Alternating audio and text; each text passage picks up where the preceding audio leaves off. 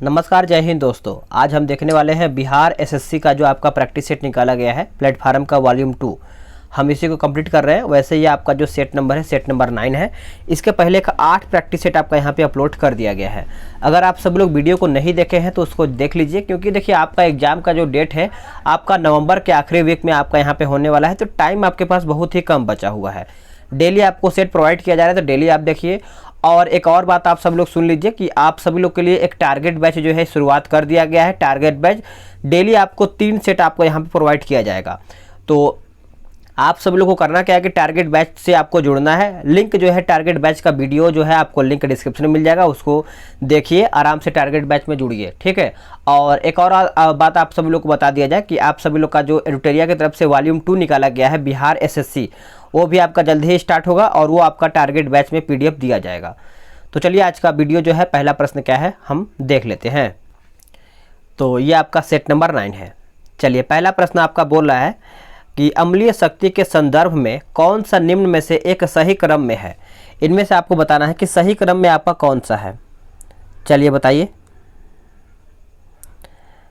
तो देखिए दोस्तों, इसका सही उत्तर जो है आपका हो जाएगा पहले का उत्तर आपका हो जाएगा ऑप्शन बी, जल एसिटिक एसिड हो जाएगा, हाइड्रोक्लोरिक एसिड हो जाएगा। यानी ऑप्शन जो है आपका बी सही आंसर हो जाएगा। चलिए आते हैं अगले प्रश्न पे। अगला आपका प्रश्न क्या है, क्वेश्चन नंबर 2 बोल रहा है कि नमक द्वारा भोजन का संरक्षण कहलाता है क्या। तो ये आपका संरक्षण क्या कहलाता है दोस्तों, तो ये आपका हो जाएगा ऑप्शन ए, लवणीकरण हो जाएगा। ए इसका जो है सही उत्तर हो जाएगा। सूर्य की बोल रहा है कि सूर्य की ऊर्जा का स्रोत क्या है। देखिए सूर्य की ऊर्जा का स्रोत सभी को पता ही होगा। आपका उत्तर जो है यहाँ पे ऑप्शन ए हो जाएगा, हल्के नाभिकों का संयोजन हो जाएगा। ए जो है इसका सही उत्तर हो जाएगा। बोला है कि जब आप एक स्प्रिंग को संकुचित करते हो तो आप इस पर कार्य करते हो। स्प्रिंग की जो आपका प्रत्यास्था है स्थितिज ऊर्जा है। तो ये आपका प्रश्न है। तो क्वेश्चन नंबर स्थितिज ऊर्जा आपका हो जाएगा ऑप्शन ए, बढ़ती है। क्या हो जाएगा, बढ़ती है। ए इसका सही उत्तर हो जाएगा। आगे प्रश्न है कि यदि आप दूरस्थ स्थित बिंदु को उत्तल दर्पण के फोकस की ओर लाएं तो प्रतिबिंब का आकार क्या होगा, बढ़ेगा घटेगा। तो जो आपका प्रतिबिंब का आकार है वो आपका बढ़ेगा, यानी ऑप्शन आपका बी सही आंसर हो जाएगा।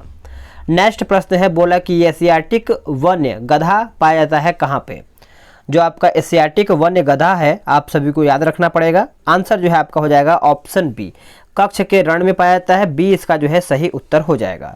वही हम बात करेंगे जो आपका दाची ग्राम जो आपका अभ्यारण्य है, ये आपका जम्मू कश्मीर में है। और ये आप सभी लोग का काला भालू और हंगुल मृग के लिए आपका प्रसिद्ध है। कोयला गैस किसका मिश्रण है, कोयला गैस। तो ये आपको देखने को मिलता है CH4 + CO + H2, यानी ऑप्शन सी। ध्वनि का पानी में वेग पूछ रहा है, ध्वनि का पानी में वेग। तो दोस्तों इसका सही उत्तर आपका हो जाएगा क्वेश्चन नंबर 8 का ऑप्शन बी, 1500 मीटर प्रति सेकेंड हो जाएगा। बी सही उत्तर हो जाएगा। निम्न अधातुओं में से कौन सा तरल रूप में पाई जाती है, निम्न अधातुओं में से कौन सा तरल रूप में पाई जाती है। तो सही आंसर आपका हो जाएगा ऑप्शन सी, ब्रोमीन। क्या हो जाएगा, ब्रोमीन। चलिए नेक्स्ट क्वेश्चन है क्वेश्चन नंबर 10, निम्नलिखित में से कौन सा एक कुचालक नहीं है। इनमें से आपका पूछ रहा है कि कौन सा इसमें आपका कुचालक नहीं है। तो देखिए क्वेश्चन नंबर 10 का जो सही आंसर है आपका हो जाएगा ऑप्शन सी, पारा जो है आपका कुचालक नहीं है। बाकी सूखा कागज है और इबोनाइट है, कांच भी आपको देखने को मिलता है। निम्नलिखित में से कौन सा भाप से बलपूर्वक प्रतिक्रिया करता है। तो यह आपका हो जाएगा ऑप्शन बी, मैग्नीशियम। क्या हो जाएगा, मैग्नीशियम। देखिए पौधों को हरा रंग देने वाले कार्बनिक यौगिक क्लोरोफिल में मैग्नीशियम उपस्थित रहता है। तो आंसर आपका बी हो जाएगा। निम्न में से कौन सा अंग पित्त रस उत्पन्न करता है, पित्त रस जो है आपका यहाँ पे उत्पन्न करता है। तो इसका सही उत्तर आपका हो जाएगा ऑप्शन ए, यकृत। क्या हो जाएगा, यकृत जो है इसका सही उत्तर हो जाएगा। चलिए आप आते हैं क्वेश्चन नंबर 13 पे। बोल रहा है कि मूत्राशय के खुले द्वार को कहते हैं क्या। मूत्राशय के खुले द्वार को हम क्या कहते हैं, तो ये आपका मूत्र मार्ग कहते हैं। सी इसका सही उत्तर हो जाएगा। मूत्र मार्ग एक ट्यूब है जो शरीर से मूत्र को निकालने के लिए मूत्राशय को नलिकाओं से बांधता है। आगे की छिपकली, मेढक, मुर्गी सभी हैं क्या? तो ये सब जो है आपका अंड प्रजक के अंतर्गत आते हैं। ये इसका सही उत्तर हो जाएगा। नेक्स्ट प्रश्न है क्वेश्चन नंबर 15, बोल रहा है कि निम्न में से ग्रहों के किस युग्म पर CO2 गैस जो है पाई जाती है? CO2 गैस, तो ये आपका हो जाएगा शुक्र एवं मंगल पे। शुक्र एवं मंगल पे। एक उभयलिंगी फूल में मौजूद 4 भाग निम्न में से कौन से हैं? जो आपका 4 भाग है तो ये आपका हो जाएगा ऑप्शन सी, पुष्पकोश और पुमंग हो जाएगा, दलपुंज और जायांग हो जाएगा। तो आप सभी लोग सभी को याद रखेंगे। आगे आपका प्रश्न बोल रहा है कि एक गोताखोर एक स्विमिंग पूल को पार करने में सक्षम है। इसके द्वारा पदार्थों के कणों का कौन सा विशेष गुण जो है प्रदर्शित होता है? तो ये आपका हो जाएगा ऑप्शन बी, पानी में अंतराणुक आकर्षण बल जो है कमजोर है। उत्तर जो है आपका बी सही उत्तर हो जाएगा। नेक्स्ट प्रश्न है कि वाहन के पश दृष्टि यानी पिछला जो आपका दृष्टि होता है दर्पणों में प्रतिबिंब जो है बनता है। रियरव्यू मिरर पूछ रहा है, तो इसका उत्तर जो है आपका हो जाएगा ऑप्शन डी, छोटा, आभासी और सीधा प्रतिबिंब हो जाएगा। डी इसका सही उत्तर हो जाएगा। वायुमंडलीय नाइट्रोजन पौधों और पशुओं द्वारा सीधे नहीं ली जा सकती है। मृदा में उपस्थित कुछ जीवाणु और नीले हरे शैवाल नाइट्रोजन को नाइट्रोजन के अवशोषण रूपों में परिवर्तित करते हैं, जैसे कि डैश। जैसे कि बात करेंगे तो नाइट्राइट्स और नाइट्रेट्स। तो आप सब लोग याद रखेंगे। 19 का ए हो जाएगा। कार्बोहाइड्रेट, प्रोटीन और वसा का पाचन डैश की क्रिया से पूरा होता है। डैश की क्रिया से पूरा होता है। तो ये आपका हो जाएगा ऑप्शन ए, आंतरस जो है इसका सही उत्तर हो जाएगा। चलिए नेक्स्ट प्रश्न देख लेते हैं कि एक रासायनिक परिवर्तन की विशेषताओं के संदर्भ में असत्य कथन का चयन करके बताएं। तो इसमें आपका पूछ रहा है कि असत्य कथन का चयन करके बताना है। तो ये आपका हो जाएगा ऑप्शन सी, अभिक्रिया के दौरान ऊष्मा पैदा करना, यानी ऑप्शन जो सी है 21 का सही उत्तर हो जाएगा। आगे प्रश्न है कि 2 आवेशित निकायों को 10 सेंटीमीटर की दूरी पर रखा जाता है। उन दोनों के बीच जो है कार्यरत बल निम्न में से कौन सा है? तो उन दोनों के बीच पूछ रहा है। तो देखिए इसका जो सही उत्तर है आपका हो जाएगा ऑप्शन ए, गुरुत्वीय बल और स्थिर विद्युत बल हो जाएगा, यानी ए जो है इसका सही उत्तर हो जाएगा। चलिए नेक्स्ट प्रश्न हम देख लेते हैं। आपका क्वेश्चन नंबर 23 नंबर बोल रहा है कि न्यूरॉन के दिए गए चित्र में 1, 2, 3 और 4 की पहचान करके बताएं। तो ये आपका फिगर बना हुआ है, आराम से इसको देखिए और इसका सही उत्तर करने का प्रयास कीजिए।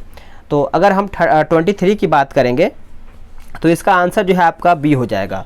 कोशिका पिंड, सेल बॉडी, दोमिक्का डेंड्राइट हो जाएगा और तंत्रिकाक्ष एक्सॉन और तंत्रिका फलागम नर्व एंडिस हो जाएगा। तो आप इसको अच्छे से याद रखेंगे। चलिए नेक्स्ट प्रश्न है आपका 24, किस भारतीय बैडमिंटन खिलाड़ी ने इंडिया ओपन पुरुष एकल खिताब 2022 जीता है? तो 24 की अगर हम बात करेंगे दोस्तों तो ये आपका हो जाएगा ऑप्शन सी, लक्ष्य सेन। सीने बार किस धातु का अयस्क है? देखिए सीने बार आप सब लोग याद रखेंगे, ये आपका पारा का एक अयस्क है। सी इसका सही उत्तर हो जाएगा।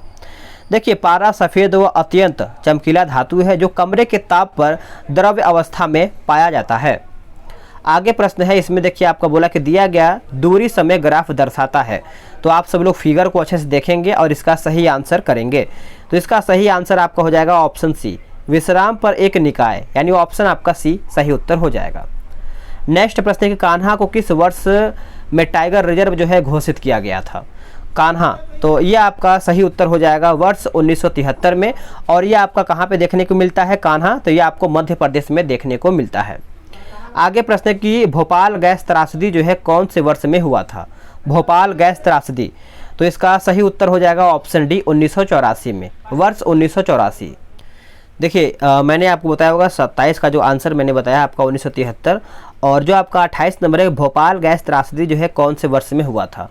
तो इसका जो सही उत्तर हो जाएगा वर्ष 1984 में, वर्ष 1984। भोपाल शहर में 2 से 3 दिसंबर 1984 को एक भयानक औद्योगिक दुर्घटना हुआ था। और तो इसका सही उत्तर जो है आपका उत्तर यहाँ पे डी हो जाएगा। ठीक है, तो आप इसको अच्छे से याद रखेंगे।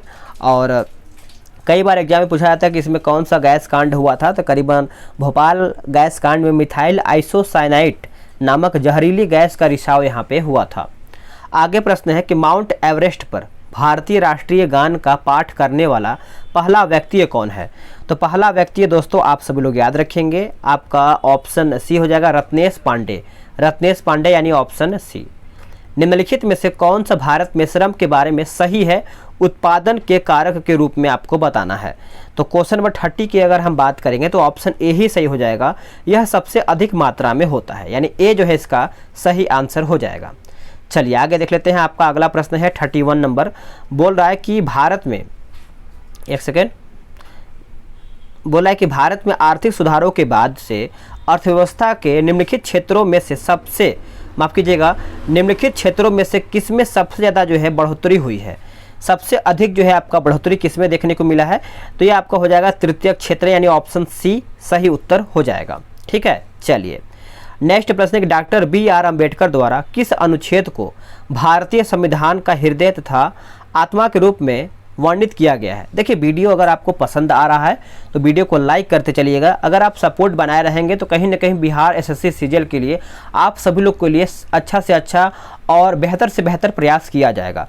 तो आप सभी लोग का सपोर्ट, वीडियो को लाइक और शेयर कीजिए ताकि और भी लोग इस वीडियो के माध्यम से अपना रिविजन कर पाएँ।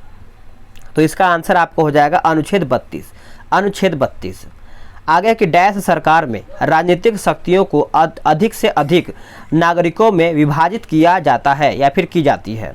तो दोस्तों इसका सही उत्तर जो है आपका हो जाएगा ऑप्शन डी, लोकतांत्रिक हो जाएगा। आप अच्छे से याद रखेंगे। 34 है, बोला है कि लघु पाषाण क्या होते हैं? देखिए लघु पाषाण जो है आपका पत्थर के औजार होते हैं, ए इसका सही उत्तर हो जाएगा। चंपारण आंदोलन किस भारतीय राज्य में शुरू हुआ था? चंपारण की अगर हम बात करेंगे तो यह आपका बिहार में ही हुआ था। ऑप्शन आपका ए सही उत्तर हो जाएगा। बिहार के चंपारण में गांधी जी ने सत्याग्रह का पहला प्रयोग किया था वर्ष 1917 में, याद रखेंगे।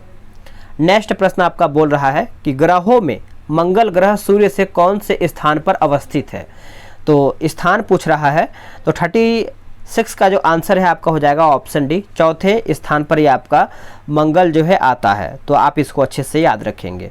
मंगल जो है सूर्य की परिक्रमा करने में लगभग 687 दिन लगाता है। आगे प्रश्न है, बोल रहा है कि सूर्य का चक्कर लगाने वाले सभी 8 ग्रहों के निश्चित पथ को क्या कहते हैं? तो इसको हम कहते हैं कक्षा कहते हैं। क्या कहते हैं? कक्षा।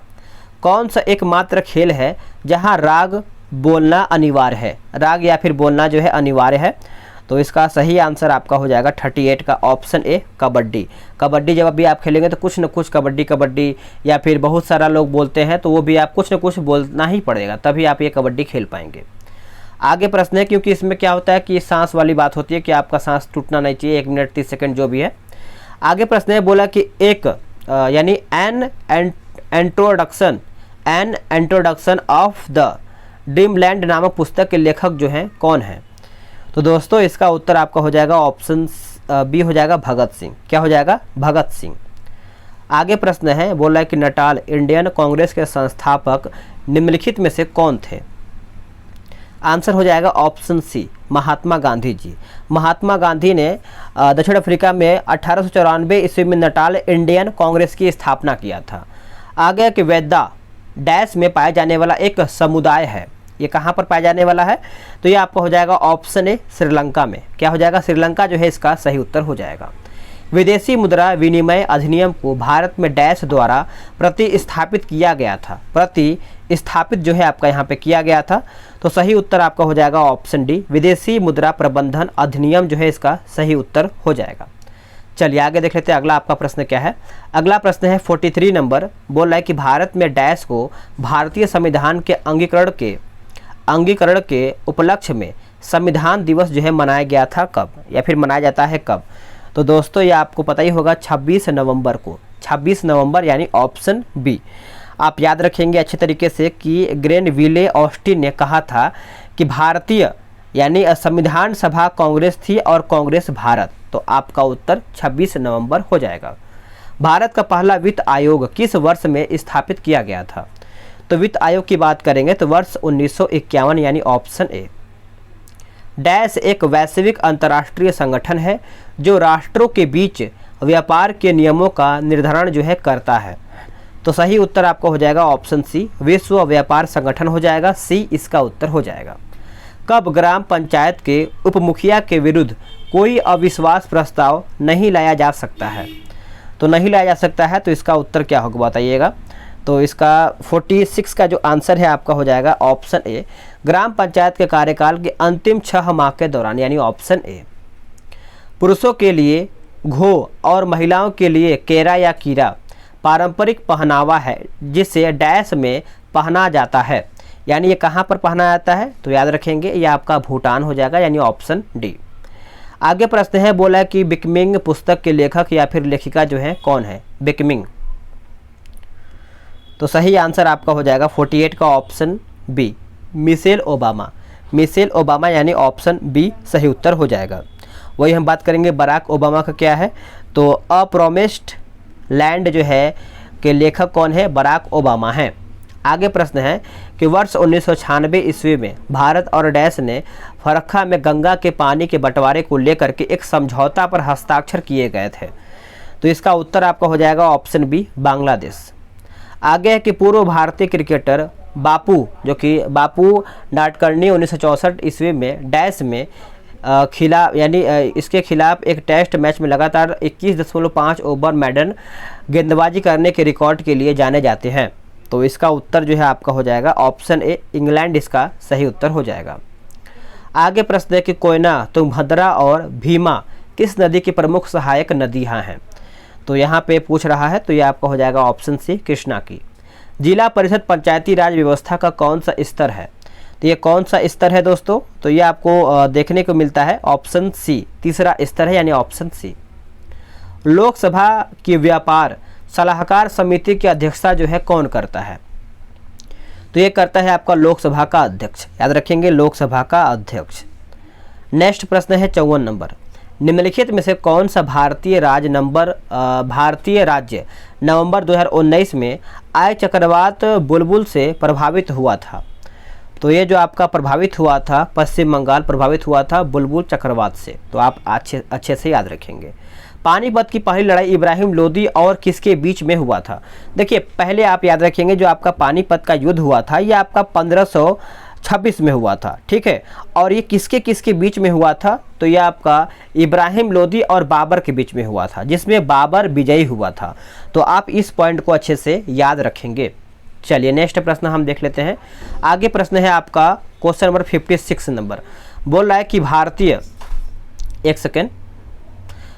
भारतीय संविधान का भाग डैश अनुसूचित और जनजातीय क्षेत्रों से संबंधित है। तो इसका उत्तर आपका हो जाएगा ऑप्शन सी, जो है इसका सही उत्तर हो जाएगा भाग 10।